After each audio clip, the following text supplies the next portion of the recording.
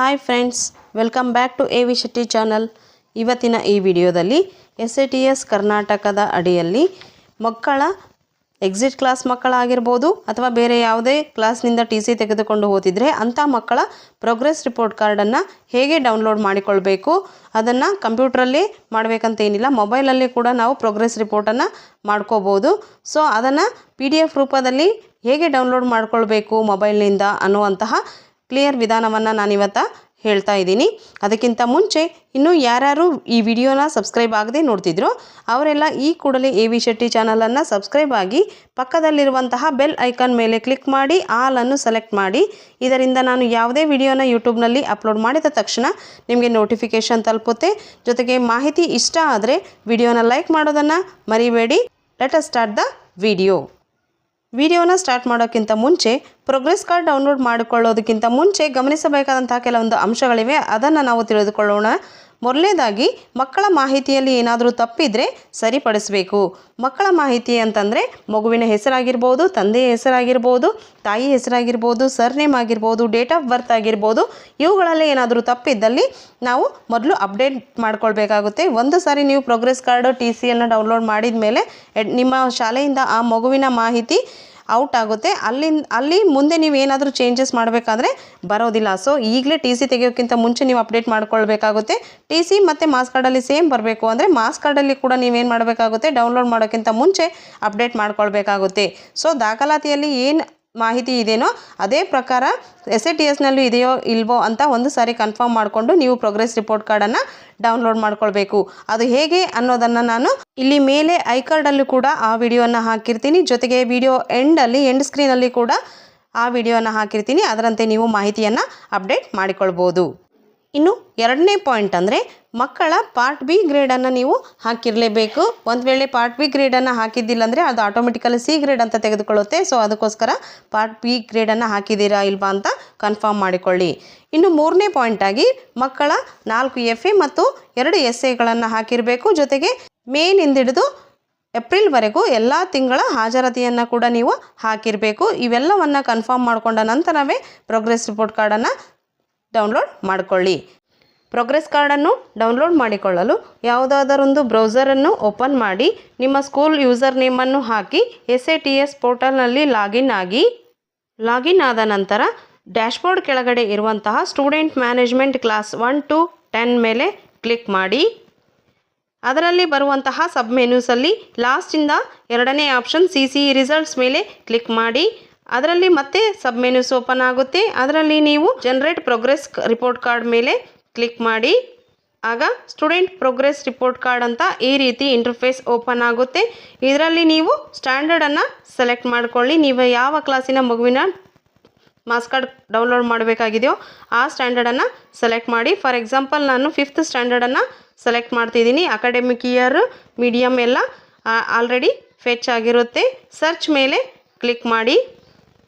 ನೀವು ಸರ್ಚ್ ಮಾಡಿದ ತರಗತಿಯ ಲಿಸ್ಟ್ ಆಫ್ ಸ್ಟೂಡೆಂಟ್ಸ್ ಅಂತ ಎಲ್ಲ ಮಕ್ಕಳ ಹೆಸರು ಡಿಸ್ಪ್ಲೇ ಆಗುತ್ತೆ. Enrolment number, student name, standard, gender, last generated date, action ಅಂತ ಪ್ರತಿಯೊಂದು ಮಗುವಿನ ಹೆಸರಿನ ಮುಂದೆ ಕೂಡ V ಅಂತ ಬಂದಿರುತ್ತೆ.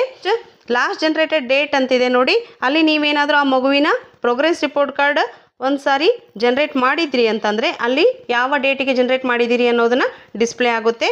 ಅಂದರೆ ನೀವು ಪ್ರತಿಯೊಂದು ಮಗುವಿಗೂ ಎಷ್ಟು ಸಾರಿ ಬೇಕಾದರೂ ಪ್ರೋಗ್ರೆಸ್ ರಿಪೋರ್ಟ್ ಕಾರ್ಡನ್ನು ಜನ್ರೇಟ್ ಮಾಡ್ಬೋದಾಗಿದೆ. TC ಥರ ಒಂದೇ ಸಲ ಮಾಡಬೇಕು ಅಂತ ಏನಿಲ್ಲ. 2-3 ಸಾರಿ ಎಷ್ಟು ಸಾರಿ ಬೇಕಾದರೂ ನೀವು ಪ್ರೋಗ್ರೆಸ್ ರಿಪೋರ್ಟ್ ಕಾರ್ಡನ್ನು ಜನ್ರೇಟ್ ಮಾಡ್ಬೋದು.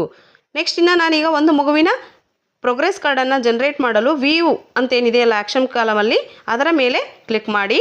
ಆಗ ಆ ಮಗುವಿನ ಸ್ಟೂಡೆಂಟ್ ಪ್ರೋಗ್ರೆಸ್ ರಿಪೋರ್ಟ್ ಕಾರ್ಡ್ ಅಂತೇಳಿ student basic details, student result details, student scholastic result details ಮತ್ತು ಅಟೆಂಡೆನ್ಸ್ ಡೀಟೇಲ್ಸ್ ಎಲ್ಲವೂ ಕೂಡ ಒಂದು ಪೇಜಲ್ಲಿ ಡಿಸ್ಪ್ಲೇ ಆಗುತ್ತೆ. ಈಗಾಗಲೇ ನೀವು ಮಕ್ಕಳ ಮಾಹಿತಿಯಲ್ಲಿ ಅಪ್ಡೇಟ್ ಮಾಡಿಕೊಂಡು ಆ ಮಗುವಿನ ಮಾಹಿತಿ ಸರಿ ಇದೆ ಅಂತ ಕನ್ಫರ್ಮ್ ಮಾಡ್ಕೊಂಡ್ಮೇಲೆ ರಿಪೋರ್ಟ್ ಕಾರ್ಡ್ ಡೌನ್ಲೋಡ್ ಮಾಡಿರ್ತೀರಾ. ಸೊ ಈ ಎಲ್ಲ ಡೀಟೇಲ್ಸೆಲ್ಲ ಮತ್ತೊಂದು ಸಾರಿ ಚೆಕ್ ಮಾಡ್ಕೊಳ್ಳಿ. ಏನಾದರೂ ತಪ್ಪುಗಳಿದ್ದರೆ ಮತ್ತೆ ನೀವು ಅಪ್ಡೇಟ್ ಮಾಡಿಕೊಂಡೇ ಪ್ರೋಗ್ರೆಸ್ ಕಾರ್ಡನ್ನು ಜನ್ರೇಟ್ ಮಾಡ್ಕೊಳ್ಳಿ. ನೆಕ್ಸ್ಟ್ ಈ ಪ್ರೋಗ್ರೆಸ್ ರಿಪೋರ್ಟ್ ಕಾರ್ಡ್ ಅಂತ ಏನಿದೆಯಲ್ಲ ಕೆಳಗಡೆ ಸ್ಕ್ರಾಲ್ ಮಾಡಿ ಕೆಳಗಡೆ ಇರುವಂತಹ ಡೌನ್ಲೋಡ್ ಮೇಲೆ ಕ್ಲಿಕ್ ಮಾಡಿ. Do you want to download ಅಂತ ಕೇಳುತ್ತೆ. ಓಕೆ ಮೇಲೆ ಕ್ಲಿಕ್ ಮಾಡಿ. ಆಗ ಫೈಲ್ ಡೌನ್ಲೋಡೆಡ್ ಅಂತೇಳಿ ಓಪನ್ ಅಂತ ಬರುತ್ತೆ. ಇದು ನಿಮ್ಮ ಮೊಬೈಲ್ನ ಫೈಲ್ಸಲ್ಲಿರುವಂತಹ ಡೌನ್ಲೋಡ್ಸಲ್ಲಿ ಸೇವ್ ಆಗಿರುತ್ತೆ. ಓಪನ್ ಮೇಲೆ ಕ್ಲಿಕ್ ಮಾಡಿ ನಿಮ್ಮ ಡೌನ್ಲೋಡ್ಸ್ಗೆ ನೀವು ಹೋಗಿರ್ತೀರಿ.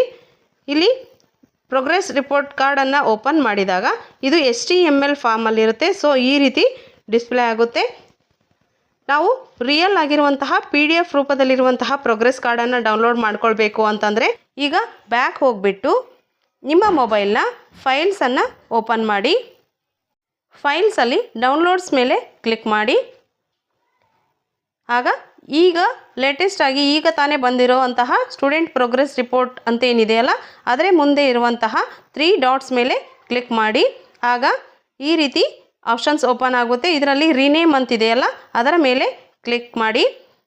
ಆಗ ಆ ನೇಮ್ ಇಲ್ಲಿ ಬ್ಲರ್ ಆಗುತ್ತೆ. ಅದರ ಮೇಲೆ ಕರ್ಸರನ್ನು ಇಟ್ಬಿಟ್ಟು ಫುಲ್ ಲಾಸ್ಟ್ ಎಂಡ್ವರೆಗೆ ತೆಗೆದುಕೊಂಡು ಹೋಗಿ .html ಅಂತಿದೆ ನೋಡಿ, PDF.html ಅಂತ.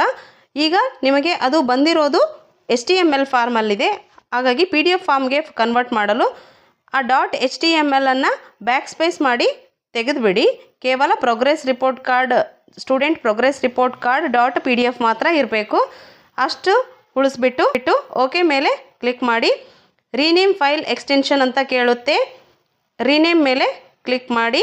ಈಗ ಆ ಮಗು ಯಾವುದಿದೆನೋ ಆ ಮಗುವಿನ ಹೆಸರನ್ನು ಇಲ್ಲಿ ನೀವು ಟೈಪ್ ಮಾಡಿ. ಈ ರೀತಿ ಮಗುವಿನ ಹೆಸರು ಪ್ರೋಗ್ರೆಸ್ ಕಾರ್ಡ್ .pdf ಅಂತ ಈ ರೀತಿ ರೀನೇಮ್ ಮಾಡಿಬಿಟ್ಟು ಓಕೆ ಮೇಲೆ ಕ್ಲಿಕ್ ಮಾಡಿ ರೀನೇಮ್ ಅಂತ ಕೊಡಿ. ಆಗ ಆ HTML ಫಾರ್ಮ್ ಹೋಗಿಬಿಟ್ಟು ನಿಮಗೆ ಇಲ್ಲಿ ಕಾಣಿಸ್ತಿದೆಯಲ್ಲ PDF ರೂಪದಲ್ಲಿ ಆ ಪ್ರೋಗ್ರೆಸ್ ರಿಪೋರ್ಟ್ ಡೌನ್ಲೋಡ್ ಆಗಿರುತ್ತೆ. ಈಗ ಬೇಕಾದರೆ ನೀವು ಇದನ್ನು ಕ್ಲಿಕ್ ಮಾಡಿ ಓಪನ್ ಮಾಡಿಕೊಂಡು ನೋಡಿ ಮಗುವಿನ ಪ್ರೋಗ್ರೆಸ್ ರಿಪೋರ್ಟ್ ಕಾರ್ಡ್ ಡಿಸ್ಪ್ಲೇ ಆಗುತ್ತೆ. ಗೊತ್ತಾಯ್ತಲ್ಲ ಫ್ರೆಂಡ್ಸ್, ಈ ರೀತಿ ನೀವು ಪ್ರೋಗ್ರೆಸ್ ರಿಪೋರ್ಟ್ ಕಾರ್ಡನ್ನು HTML ಫಾರ್ಮಿಂದ PDF ರೂಪದಲ್ಲಿ ಡೌನ್ಲೋಡ್ ಮಾಡಿಕೊಂಡು ಮೊಬೈಲ್ನಲ್ಲೇ ಸೇವ್ ಮಾಡ್ಕೊಳ್ಬೋದು.